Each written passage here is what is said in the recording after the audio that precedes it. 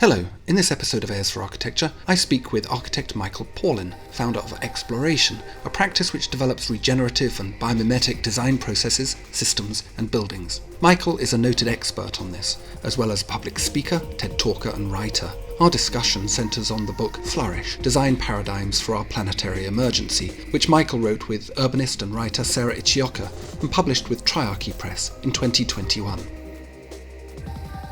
Airs for Architecture, a podcast about architecture, buildings, urban culture and space. Hello and welcome to another episode of Airs for Architecture. I'm talking today to Michael Pawlyn, architect, author, TED talker, and we're talking about your very recent book, Flourish, Design Paradigms for Our Planetary Emergency, which you published with Triarchy Press. But before we get into talking about that and some of the other themes around your work, Michael, would you be so kind as to introduce yourself more fully? Sure, and thanks very much for involving me.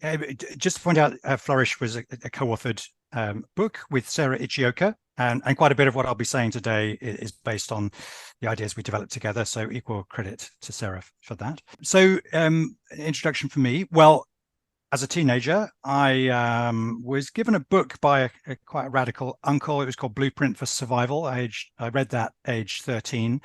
And I think that switched me on to environmental challenges at quite an early age. So I was passionate about three things when I was a teenager: design, biology, and the environment.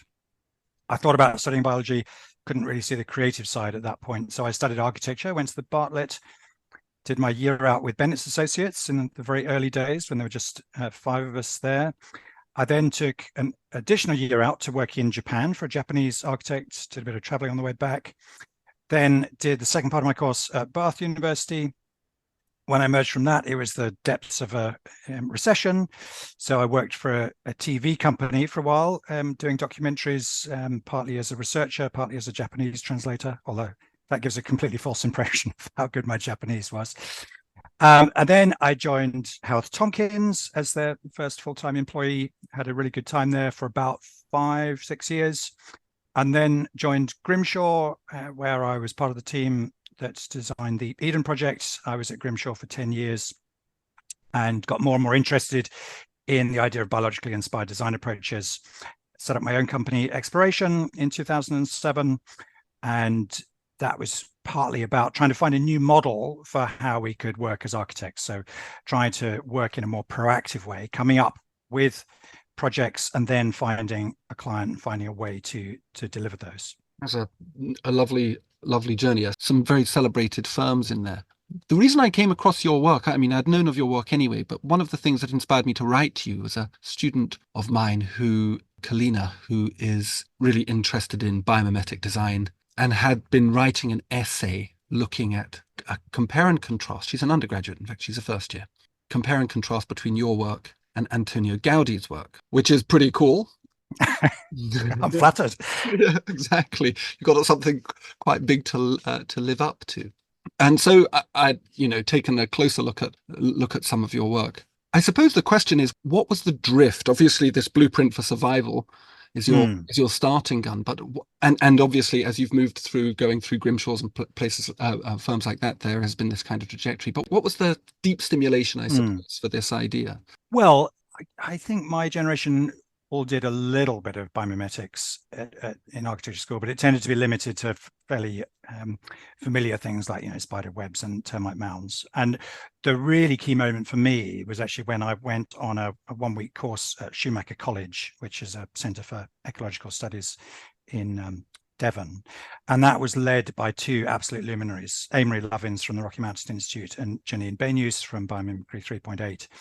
And I'm sure I learned more in those 5 days than I had learned in the previous 15 years of going to conferences. And it really opened my eyes to just how much potential there is in biomimetics.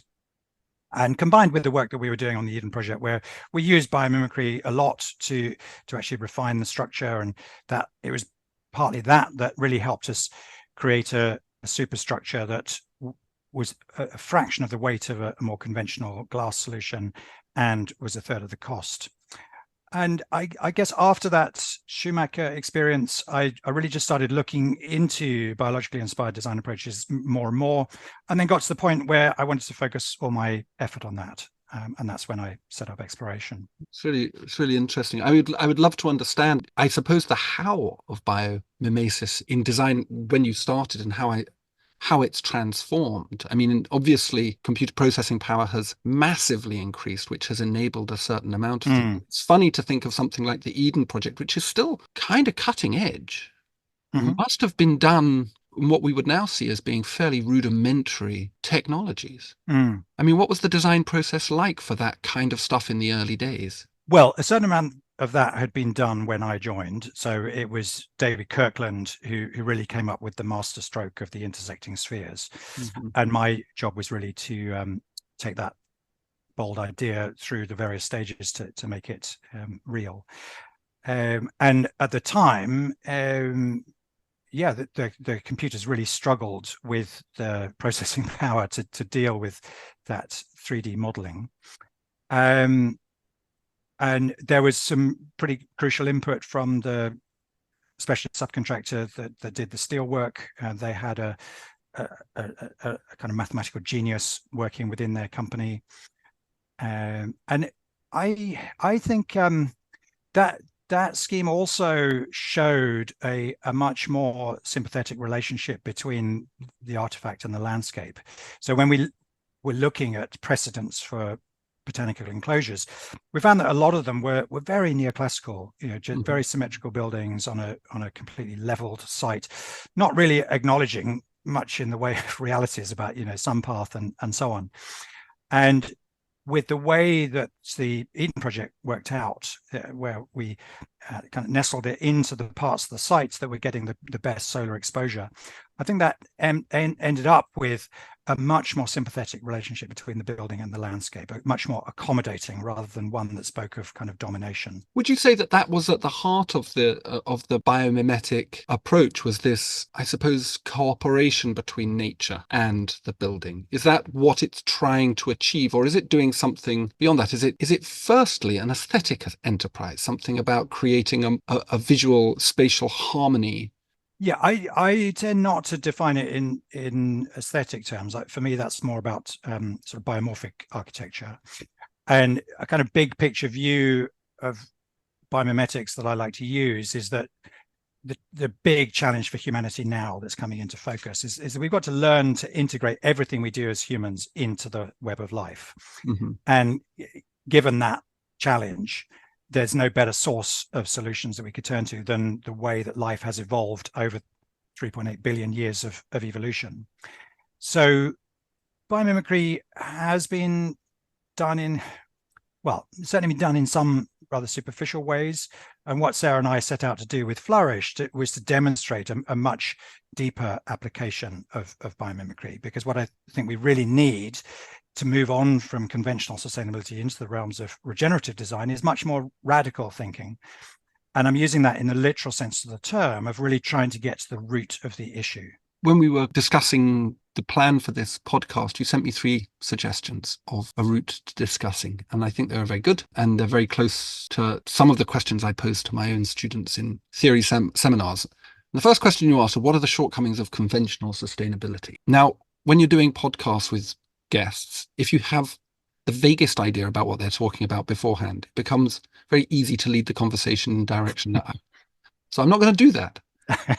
What are the shortcomings of conventional? You're being modest there, Everest. Yeah, well, the widely known definition from Grohal and Brundtland way back in, I think it was the mid-80s, was, and this is the definition of sustainable development, was that it's development that meets the needs of the present without compromising the ability of future generations to meet their own needs. And it's not bad. It's a bit anthropocentric. It's really just about humans and future generations of humans. But what happened was that very soon the shortcomings of that became clear. So in 2002 at the World Summit on Sustainable Development, it became clear that the World Bank understood sustainable development to mean, how do we sustain development? How do we keep going? And I've even heard some people use it to mean sustaining profitability. and so it was very clear that the term became debased. And I think the most laughable example of that was when the weapons manufacturer BAE Systems claimed to be making green bullets that were lead free, so they weren't damaging to the environment. But more seriously, it started to become used as a term to describe anything that improved on the status quo. Mm-hmm. And so, for me, there are three really key shortcomings. It implied that less bad is good enough. And actually, we know we need to move beyond that into the realms of actually having a net positive impact. It was pretty anthropocentric. It was really just about humans. We need to expand that to include all species. And it was also rather mechanistic. There was a tendency to focus on a limited number of metrics. And that too, we need to expand into a more holistic and systemic approach. And so I tend to talk about conventional sustainability in terms of transcending and including. So nearly everything that we've been doing in conventional sustainability is still relevant, but we need to expand that into a broader set of perspectives. This mechanistic idea that you've pointed to, which Simon Guy and Graham Farmer described in a paper they wrote a decade or so ago as the eco-technic approach, which I rather liked, where there's a kind of preferencing of technological solutions to the need for sustainable architectural solutions over and above, say, what they called eco-social ideas or deep green ideas. How does this play out in our contemporary environment? How does this kind of preferencing, and why do you think this preferencing of the technological fix approach, the mechanistic approach? Well, the technological fix approach is seductive because it suggests that we don't really need fundamental change and that technology has all the answers. I actually think that's a really dangerous route. And I think it's important to realize that the outcome of any particular technology depends a lot on the mindset that's behind it. So if we take an example like 3D printing, within a mindset of conscious consumerism, we could easily see that resulting in us drowning in tons of short life consumerist rubbish. But within a regenerative mindset, 3D printing could be transformative because it would really allow us to use the right elements of the periodic table to assemble them in much more efficient ways and in ways that allow much easier dismantling. So it could allow us to create really beautiful, efficient structures that can be stewarded in near perfectly circular systems. Does this depend on big data? Does this depend on a kind of incredibly complex, semi-autonomous, AI-driven computer system? No, I don't think so. And when you say, does this depend, what do you mean regenerative design or biomimetics? Yeah, but this kind of broadly speaking, I suppose, more holistic idea of sustainability. Is it a kind of still fundamentally rooted in a deeply technological perspective? Yeah, so there's quite a lot in that question. I don't think it is completely rooted in a technological set of issues, and actually, I think cultural change is in many ways much more important than technological change, because of the reasons I just described. So we talked previously, well, just now, about the idea of technology being, as you said, a sort of seductive and quick fix approach to sustainability, which doesn't do it. I suppose what I'm kind of working my way back towards is something that you said just earlier, which is that you talked about holism and a kind of holistic approach to sustainability versus, I suppose, we might see it as a kind of modernist scientistic idea of being able to distinguish ourselves from the environment. And actually what you're calling for is a kind of transformation of kind of the human heart, the modern human heart. Yes. Yeah, I think that's absolutely right. And one of the sources that Sarah and I referred to quite a bit in our book is Jeremy Lent's book, The Patterning Instinct, one of the best books I've read in the last 10 years. And in that, Jeremy Lent makes a persuasive case that at the root of our unsustainability is our dualistic separation from nature. And just to be clear, I'm not saying that everyone subscribes to that view, but our economies do. Our economies regard nature as something that's separate, that can be plundered for resources and can receive all our waste and so on. And Jeremy Lent draws a really interesting contrast between Christopher Columbus and Admiral Zheng He, an approximate contemporary. So Christopher Columbus, we all know what he did. He set sail with 2 scruffy ships and about 80 sailors, and unleashed what's arguably one of the worst waves of pillage and plunder in the history of humanity. Admiral Zheng He set sail with vastly superior military capabilities, something like I think it was 27,000 mariners, much better ships. They visited parts of the Middle East, Africa, Australia, the Pacific Islands, and they didn't seek to plunder any of those societies. In fact, they set up cooperative relationships, sometimes with embassies established in the capital of China at the time, Nanjing. And Jeremy Lent makes the case that at the root of that was the metaphor of nature that they held. So Christopher Columbus subscribed to the conquest of nature metaphor, developed mainly by Francis Bacon and René Descartes, whereas Admiral Zheng He subscribed to a Taoist philosophy that saw humans as embedded within a web of life, and therefore it wouldn't have occurred to him to plunder those societies. And Jeremy Lent builds a persuasive case that where we are now, if we continue with what is essentially the same sort of conquest of nature metaphor, we're heading for really deep trouble.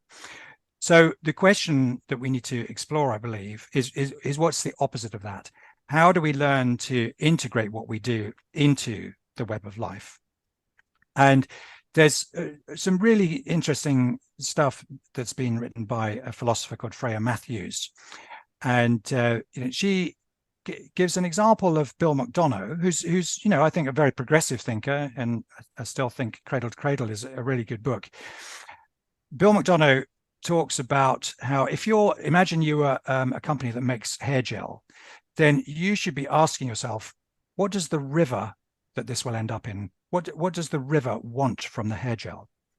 Freya Matthews suggests that that's along the right lines, but it doesn't go quite far enough. And what we should really be asking is, what does nature want us to want in the first place, so that we can be part of its creative unfolding? Very elegant idea. I suppose, as you say, it's got very old roots, and its loss in our common vocabulary, particularly, I think, as architects. Yeah, as you say, it's easier. The architecture shows are on at the moment, the student architecture shows at the end of year. And I'm always mesmerized at the quantity of stuff that gets pinned up and thrown away every year without any, and there's no kind of thinking about that. It's almost as if our enterprise of architecture is so enmeshed within that system of consumption. I mean, even that kind of little timber stuff that pop-up kind of architects do, the kind of critical practitioners, of which I am entirely guilty, by the way, do. There's a kind of inherent idea that whilst the world has to be better behaved, we as architects have this kind of right to pillage, which is quite strange. How do we take that idea of that philosophy that you've talked of, that new way of thinking, or perhaps that old new way of thinking, new old way of thinking, how do we integrate that into architecture? Is this through a more profound understanding of this word regeneration that you've used? Because it's a difficult one, isn't it? I mean, how do you cross that? How do you cross that boundary? How do you? Because there's no student now who wouldn't talk about their work in terms of sustainability, and they'll be able to point to which UN SDG that they're relating to, and they'll be able to point to precedent, and they'll be able to mention philosophers, and yet there's their work doing what their work does in a very similar way, I suppose, to mainstream modernist architecture. I mean, what do you argue in Flourish? How do you present this in Flourish? Well, what we suggest is that we all of us need to get better at distinguishing the maladapted frames and stories and metaphors, and articulating the new, more regenerative ones. And I just want to caveat that term "new." In many cases, these are newly appreciated worldviews or mindsets, because many of these are examples of indigenous thinking that have endured for many thousands of years, but were overlooked during the industrial age. And sometimes this is really quite uncomfortable, realizing that our existing worldviews are pretty seriously flawed. And one of the most uncomfortable ones that I encountered when I was writing Flourish with Sarah was from an academic called Eileen Christ, who talked about this idea of human supremacy, this assumed right that we have to go anywhere, to do as we please, to disrupt systems, to kill. And reading that made me realize that, yes, actually, I was guilty of that. A lot of what I've been doing is within that frame.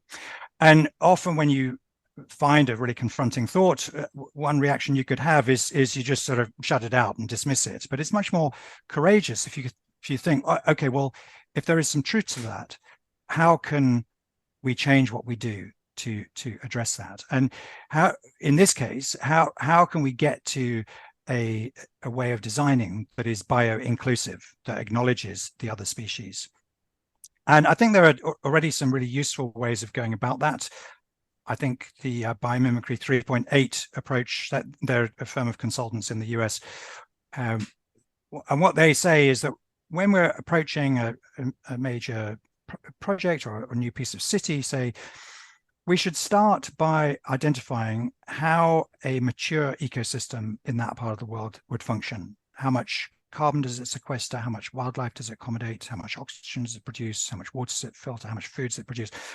And those should become the targets for our new piece of city.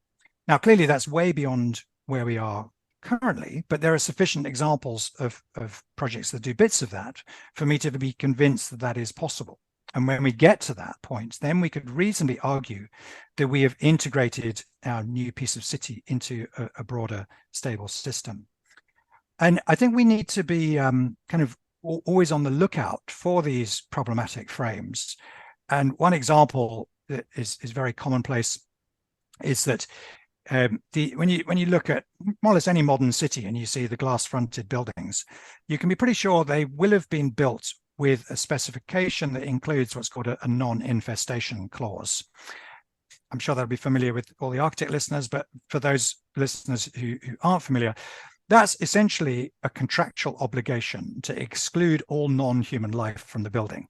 Mm-hmm. And I think future generations will look back on that and think that is just staggering. You know, that had to be the peak of our dualistic separation from nature. And so what we really need to be doing is getting better at seeing how we can maximize inhabitation of nature in our built environment.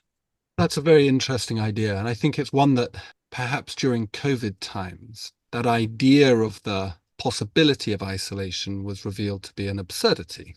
But it's not been reflected on properly, I don't think. There are some people who have, Paul Dobroszyk wrote a very interesting book on animals. I think it was called Animals and Us.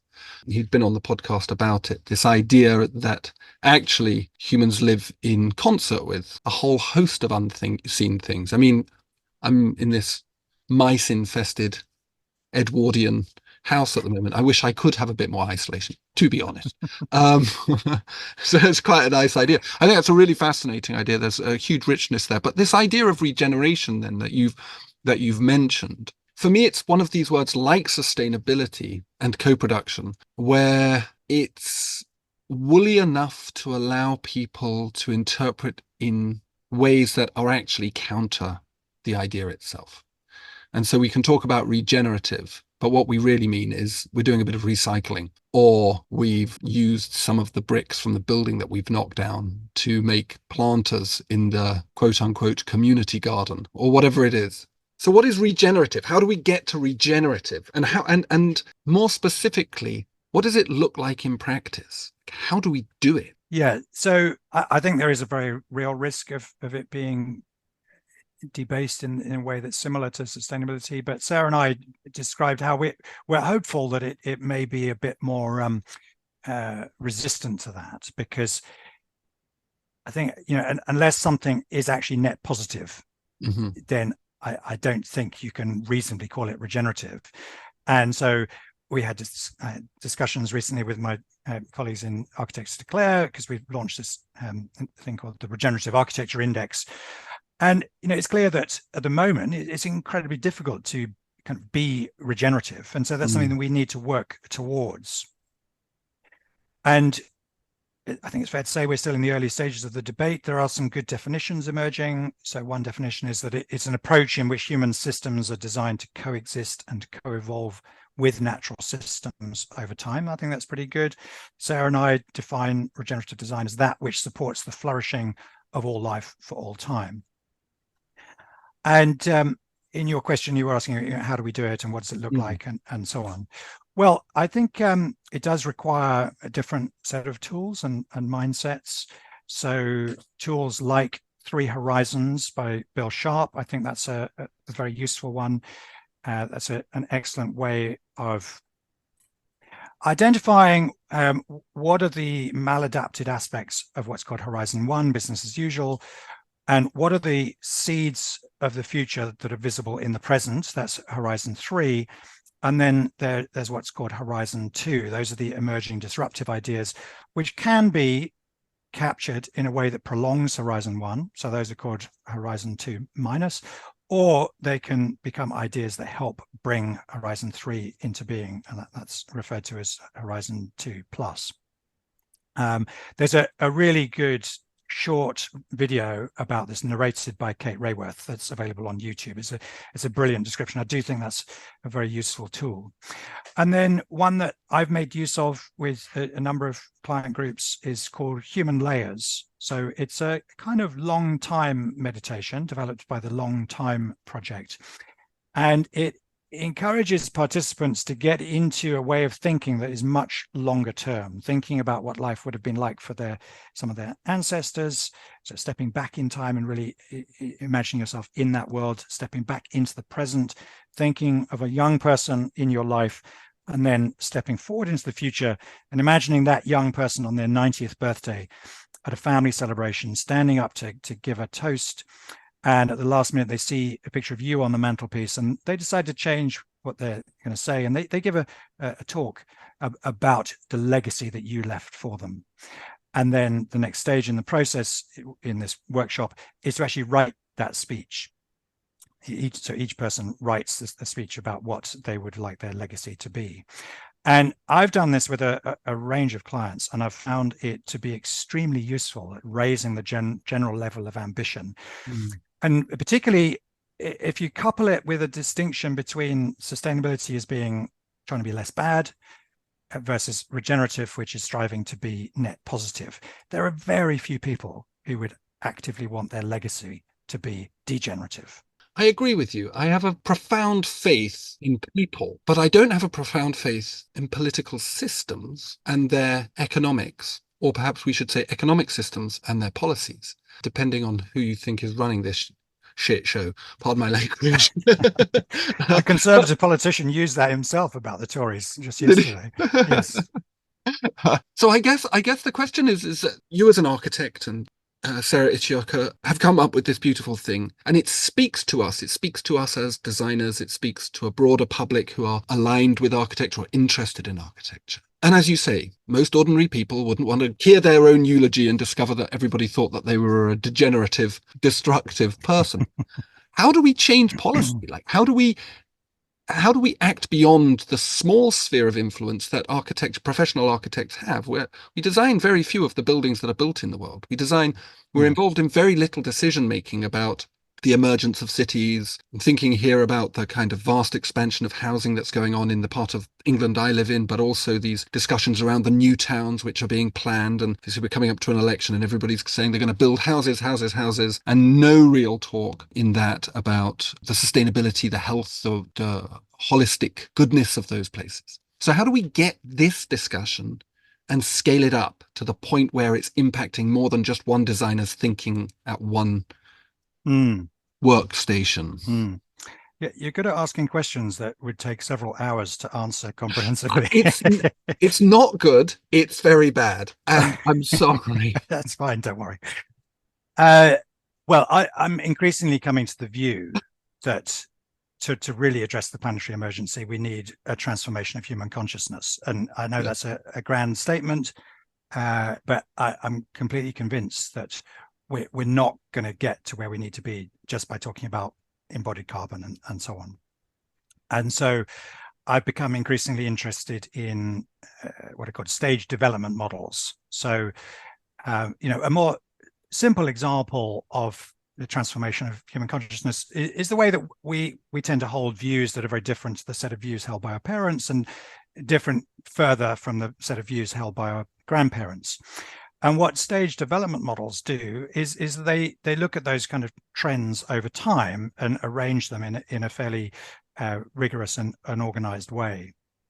And the particular one I'm referring to here is spirodynamics, and then also Ken Wilber's integral theory. And in spirodynamics, it suggests, and incidentally, this is based on a kind of meta study of stage development models from lots of different cultures, including Indian philosophers like Sri Aurobindo and the French-Swiss thinker Jean Gebser. And so the suggestion is that humans evolved through various distinct stages, started with a very individualistic stage, moving eventually to a tribal stage, and then a warlord stage, a traditional stage, the modern era, and the postmodern stage. Now, Graeber and Wengrow, in their book, The Dawn of Everything, they challenge the early stages of those, so that making a fairly convincing case that is nowhere near as simple or as linear as that.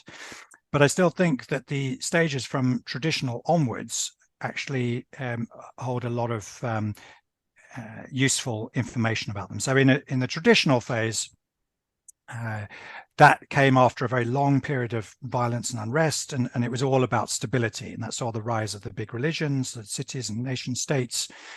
And people in a traditional mindset tend to regard things as always having been a certain way, and that's the way they should remain. And that stage really started to break down with the scientific revolution started by Copernicus with his treatise showing that actually the Earth's not the center of the universe, it's the sun. And then the scientific revolution more broadly, leading to the modern era. And that modern era really accelerated with the 20th century. It was a very dynamic stage of industrialization, rapidly improving qualities of life. And the way that we saw ourselves as humans also changed. So in the traditional age, we would have tended to identify as subjects to a monarch or a theocrat. And it must have felt very liberating in the modern era to increasingly see ourselves as consumers. And that modern stage, that tended to have a view of the environment as very much an externality, but it did actually, it tended to focus on sort of saving a few iconic species. And that was at least some degree of progress from the traditional stage, which tended to just take a very nostalgic view of the environment and to see the world's problems as largely about overpopulation and so on. So the modern age, that really started to break down when people saw just how destructive modern industrialism can be with the rise of human rights. And I think there were a couple of key moments that saw the shift from modern to postmodern. So Charles Jenks pinpoints it to the day that Pruitt-Igoe was dynamited. Mm-hmm. The Earthrise photo, which was the first time we saw the Earth from the moon. That was another significant moment. And then about 15 years after the Pruitt-Igoe detonation, there was the Berlin Wall. So the postmodern philosophers talked about the collapse of the meta-narratives, not just religion, but also communism and modernism. And that also involved a shift in the way we saw ourselves, to shifting more towards conscious consumerism. So rather than seeing ourselves as just free individuals who can do whatever we want, it was clear that the way we consume was actually having a pretty detrimental effect. And for a while, we were told that if we just shop more selectively, that would be enough to save the planet. And people really did say these kind of things. People like Anita Ronick, very well-meaning people, and to some extent, I think sustainable development was similar. The implication was that if we can just try to be a bit less bad and specify materials a bit more carefully, that would be enough to save the planet. And what's common to all the shifts in these stages is that the shift from one to the next happened when people started to lose faith in the dominant worldviews of that stage, and the views of the next stage started to become more persuasive. And in spirodynamics, it suggests that the next stage is an integral stage. And that's the stage where we can get beyond the old binaries of left versus right and market versus state. And we can just look back at the whole history of human evolution without ideological baggage and draw out the best examples from that. I think it would also involve an expansion from a kind of a global view, which is just about humans, to a planetary view, which sees us dependent on planetary systems for our long-term well-being, a shift from short-term thinking to long-term thinking, from environmental economics, which sorts of put a price on nature, to ecological economics like donut economics, a shift from sustainable development to regenerative development. I think biomimetics has a big part to play. And then the shift from conscious consumer, I think that needs to shift towards seeing ourselves as citizens, or the term that Sarah and I use is possibilists. And the idea there is that it's not enough to just be optimistic or pessimistic, because both of those imply a sense of inevitability about the future. What we actually need to do is to see the future as something that we can shape and decide on the future that we want, and then set about creating that through collaboration. So that broad set of worldviews, I think that is becoming very clear, and that there are an increasing number of people who are in that integral space. But the problem is that we haven't yet made a persuasive enough case to the broader public. And one of the things I'm finding very odd at the moment is that I do a lot of talks at business events, and I find that the Overton window, the frame of what is regarded as acceptable debate, is actually pretty wide. You know, I can say pretty much anything I want about endless growth is not possible on a finite planet, and we need to overcome our dualistic separation from nature. I never get significant pushback on those things from a business crowd. There aren't many of them who are actually acting on it, but it is at least progress that they accept those. But where the Overton window is still incredibly narrow is in mass media and politics. There's barely any politicians who dare to question endless growth. And really, we do need a much more nuanced discussion about growth. And there are some things we want to grow, like well-being, health, soil fertility, biodiversity, the cleanness of the air, etc. And there are some things that we urgently need to shrink, like rampant consumerism and diamond-encrusted handbags and private jets. But that debate just isn't happening at the moment. I think it will do. And one of the things that I think is encouraging about this stage development model is that each stage is shorter than the one that went before. So the traditional era went on for many thousands of years. It started to break down 500 years ago, roughly. The modern age started to break down about 50 years ago. I think the shift towards an integral stage really started accelerating about 5 years ago, after the publication of the IPCC report, and a number of other things, like the shift in environmental protest to a new level, actually demanding systems change, not just the protection of a few ecosystems. And a few panda bears. I just wanted to, I suppose, finish on one last question. It brings it back to the practice of architecture. A lot of what you've talked about, this kind of necessity or need for a kind of holistic transformation in the, I suppose, deportment of the imagination of society, seems to point towards ideas of collaboration, or you've used that word yourself, versus the individuation and the individual practice of consumerism and so on and so forth. So this is very much, I suppose, very much again our present models, where we're looking for gurus to tell us what to do, and where need, make us do stuff.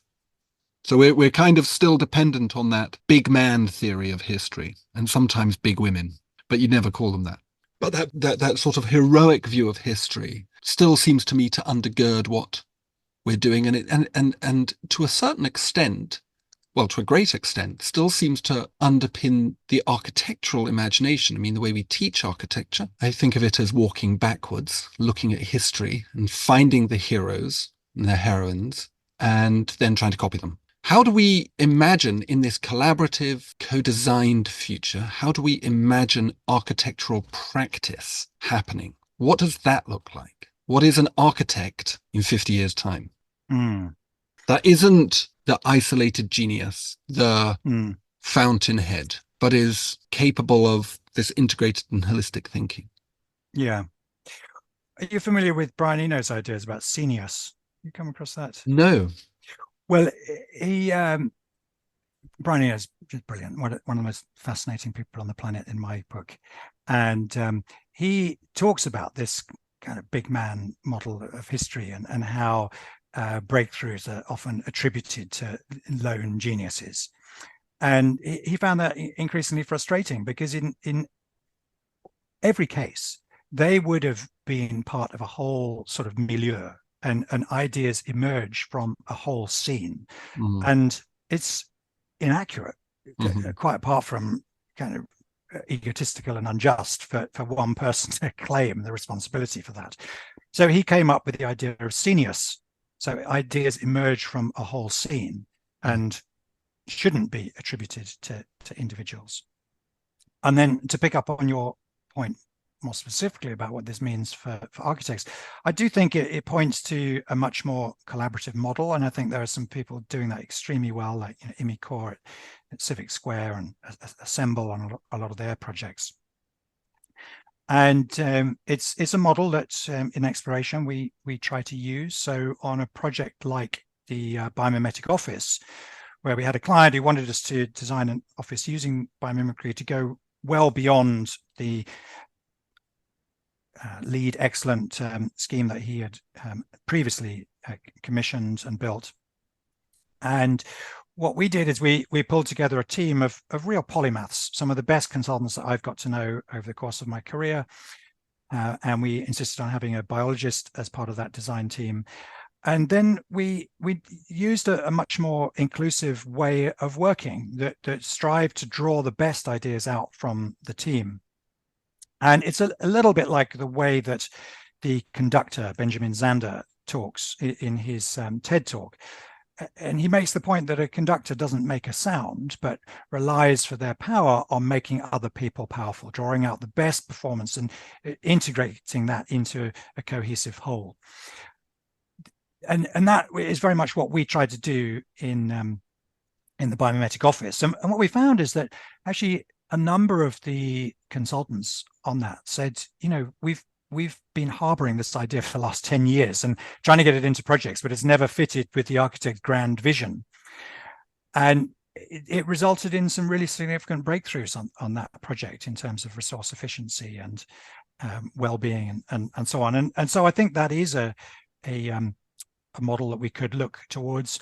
Brian Eno suggests that the conductor model is still a bit hierarchical, and he talks much more about the kind of collaborative way of working of jazz musicians and so on. So I think we've still got a lot to learn, but all the there are lots of good examples that we can study. Well, it's a good point to finish on. Thank you, Michael. That was wonderful to hear you talk. Well, a real pleasure. Thanks for all your questions, Empress. Nature's first green is gold, her hardest hue to hold. Her early leaf's a flower, but only so an hour. Then leaf subsides to leaf, so Eden sank to grief. So dawn goes down to day, nothing gold can stay. Well, that's a bit miserable, Robert Frost, but nice try.